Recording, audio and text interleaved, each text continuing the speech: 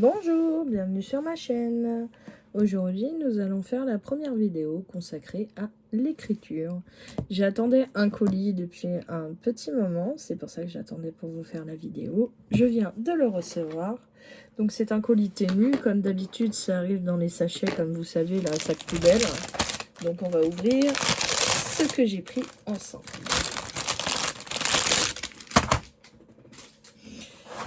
Donc, déjà, j'ai acheté ce paquet. Donc, vous voyez, il est un peu morflé pendant le voyage. Donc, j'ai 36 couleurs de crayons. Donc, ce sont des stylos feutres que j'utilise très régulièrement. Ils sont très pratiques. Mais ils sont assez chers quand même. Donc, voilà, ce sont des stylos feutres qui se déroulent comme ça. Et la pointe, vous voyez, voilà, c'est une pointe feutre. Voilà, donc ça c'est le genre de stylo que j'utilise très régulièrement dans mes carnets ou tous mes écrits. Et là, vous voyez, il y a quand même une panelle de 36 couleurs. Donc il y a quand même de quoi faire. Voilà. Donc ça c'est le premier achat que j'ai fait. Le deuxième achat, donc ce sont encore des stylos, mais totalement différents. Donc, excusez-moi pour le bruit. Donc ce sont des stylos comme ça, de plusieurs couleurs, qui s'ouvrent comme ça à la pointe vraiment très très fine. Voilà. Et donc c'est de l'encre de couleur. Voilà, donc ils ont fait la pub et j'avais jamais testé. Donc je vais les tester. Voilà, donc c'est des Color Free Ink Roller. Voilà. Je sais pas ce que ça vaut du tout. C'est la première fois que j'en achète. Donc voilà, j'ai quand même 2, 4, 6, 8, 10 couleurs. Voilà, j'ai un panel de 10 couleurs comme ça. Donc à tester et à vous redire. Donc, la troisième chose que j'attendais, que je vais ouvrir avec vous. Donc c'est un carnet qui est un petit peu spécial. J'ai beaucoup d'auteurs qui nous disent que pour bien faire et pour commencer, avant de commencer à se lancer dans un roman tout de suite de but en blanc, ils nous disent qu'il faut faire ce qu'on appelle un journal intime. Donc là j'ai 365 pages sur celui-là, donc une page par jour, pour pouvoir faire un journal intime. Donc c'est un carnet que j'attendais depuis longtemps. Donc vous avez l'arbre de vie qui est dessiné en haut du carnet. Donc là il est noir, donc c'est pas évident à vous le montrer. Ça fait ce dessin là en fait, qui est dessiné au dessus. Et c'est un carnet avec que des pages blanches. Donc vous pouvez faire ce que vous voulez. Vous pouvez dessiner, vous pouvez écrire, vous pouvez faire tout ce qui vous plaît. Et vous avez 365 pages. Donc ça fait une année complète pour pouvoir faire un journal intime.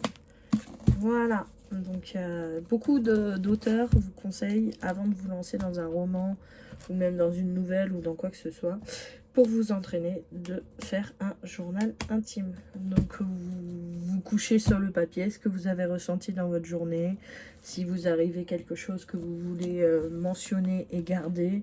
Vous pouvez parler du temps, vous pouvez parler d'énormément de choses. C'est vos secrets, c'est vous qui voyez, mais c'est un exercice qui est très utile parce que votre prose s'améliore au fil du carnet que vous écrivez. Voilà, donc ça c'est un outil qui est très précieux. Et d'ailleurs, avant de parler d'écriture, nous allons parler de carnet. C'est la première chose à penser. Et j'en attendais un deuxième. Donc je m'attendais pas à ce qu'il soit aussi gros celui-là. J'avais pas vu la dimension quand j'ai regardé. J'avais surtout vu comment il était, mais j'avais pas vu la dimension du carnet. Elle n'était pas précisée. Donc voilà. Celui-ci, c'est un carnet en format A4. Donc, vous avez quand même beaucoup de feuilles aussi. Voilà. Et donc celui-là, il est ligné et vous avez en cadeau ici des petits signets à mettre, que vous pouvez mettre sur les pages, des signets de couleur. Donc ça c'est très sympa. Ici donc vous avez de quoi mettre, si vous le souhaitez, des pièces de journaux, des revues, des articles, des choses que vous voulez récupérer. Et ici donc vous avez la date et en dessous c'est ligné en pointillé. Et vous avez tout en bas de quoi mettre le numéro de page si vous le souhaitez. Donc vous avez un carnet qui est vraiment au top.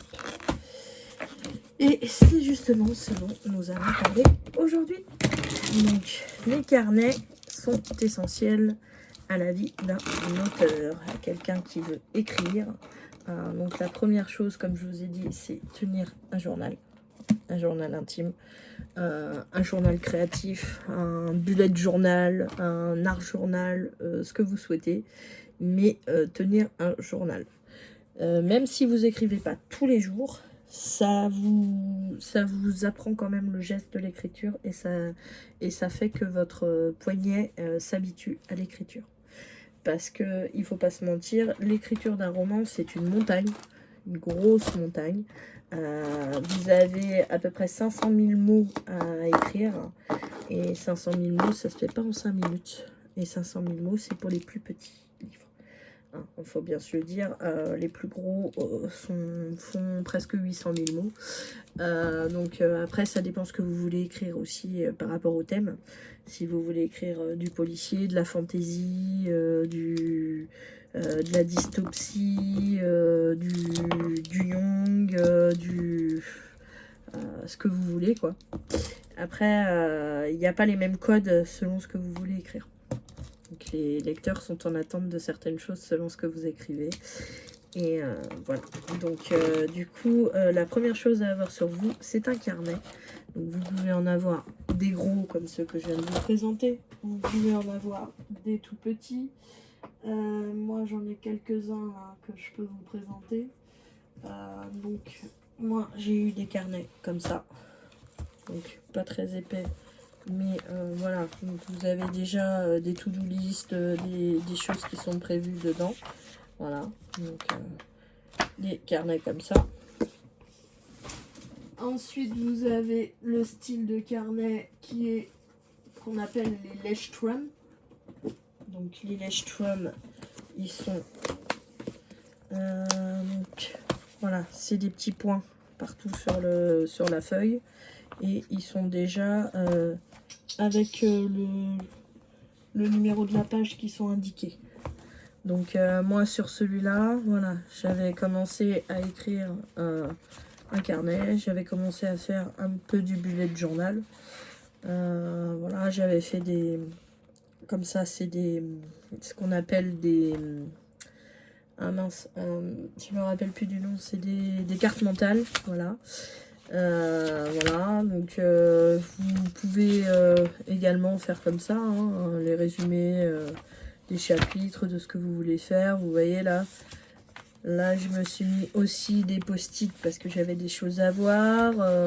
Enfin, voilà, donc là c'est mes personnages, les lignes temporelles. Vous voyez là, c'est encore une map qu'on appelle des cartes mentales. Voilà, vous pouvez explorer au maximum. Vous voyez, ensuite j'ai commencé à faire un peu comme les bullet journal. Donc là, ici, vous avez ce qu'on appelle les plannings de ce que vous voulez faire. Là, par exemple, j'en ai fait un pour ma prise de pilule. J'en avais fait un pour des tâches à réaliser. Là, j'en avais fait un pour tout ce qui est ménage. Voilà. Ici, c'était pour ma bibliothèque avec tout ce que j'ai lu ou tout ce que j'aurais à lire en forme de livre. Vous voyez, j'ai fait une bibliothèque. Voilà. Après, voilà. Ici c'est pour... j'adore les Disney, donc j'avais fait celui-là. C'était pour savoir mon humeur. Voilà, si j'étais stressée, si j'avais des coups de cafard, etc. Enfin, vous pouvez faire n'importe quoi, tout ce que vous voulez. Vous voyez, là, j'ai fait une roue avec tous les mois pour me rappeler des dates d'anniversaire de ma famille, par exemple.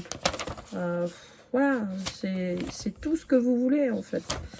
C'est vraiment à votre image et vous qui choisissez tout ce que vous voulez faire. Voilà. Donc là, c'est vraiment... voilà, c'est un de mes derniers carnets que j'avais en cours. Sinon, après, j'en ai eu d'autres. Beaucoup d'autres. Je sais même plus où c'est qui sont, tellement j'en ai eu. Mais voilà, ce sont le genre de carnet que vous devez... et que... Voilà, que vous devez réaliser. Donc là, par exemple, vous voyez, j'en ai encore un qui est il est de la même taille. Non, encore, il est un peu plus petit, plus grand. Vous voyez, lui, il n'est pas très épais. Celui-là, il est très très épais. Et celui-là, il est ligné. Il n'est pas comme un Ekstrom, il est ligné. Donc celui-là, il est beaucoup plus épais. Vous avez beaucoup plus de pages. Vous avez des notes à prendre. Voilà, vous pouvez avoir le carnet que vous souhaitez.